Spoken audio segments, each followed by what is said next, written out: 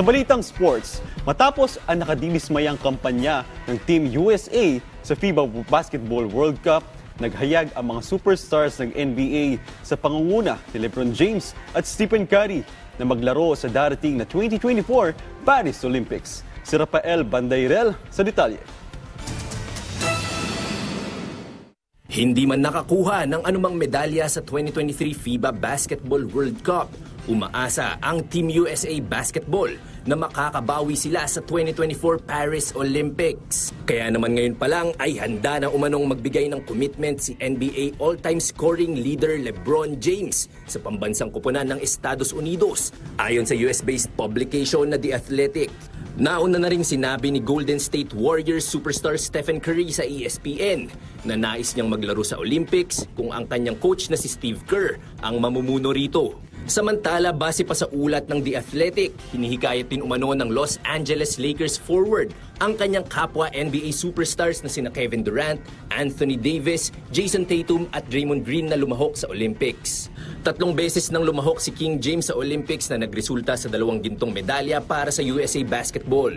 8 bansa naman ang kwalipikado sa paparating na Olympics bilang resulta ng kanilang kampanya sa FIBA World Cup. Yan ay ang mga bansang Australia, Canada, Japan, France, Slovenia, USA, South Sudan at World Champion Germany. Kabilang naman ang Gilas Pilipinas sa 24 na mga kupunang lalahok sa Olympic Qualifying Tournament sa Hulyo sa susunod na taon. Rafael Bandairel para sa Bayan. Sa 2023 World Weightlifting Championship, sasabak ang pambato ng Pilipinas na sina Cristel Macrohon at Vanessa Sarno.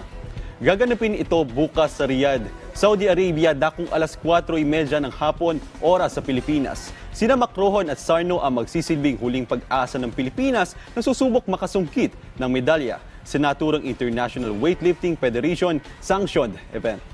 Kapwa maglalaro sa Women's 71 kg category ang dalawa bago umabante sa Paris 2024 Olympic Qualification Rankings. Ang 2020 Asian Champion na si Sarno ay nasa 8th place na sa world ranking sa kanyang kategorya na may 239 points. Ang 19-year-old Buhalana lifter ang isa sa 3 Filipino lifters na may magandang pwesto ngayon sa rankings at malaki rin ang tsansa na makalaro sa susunod na quadrennial meet.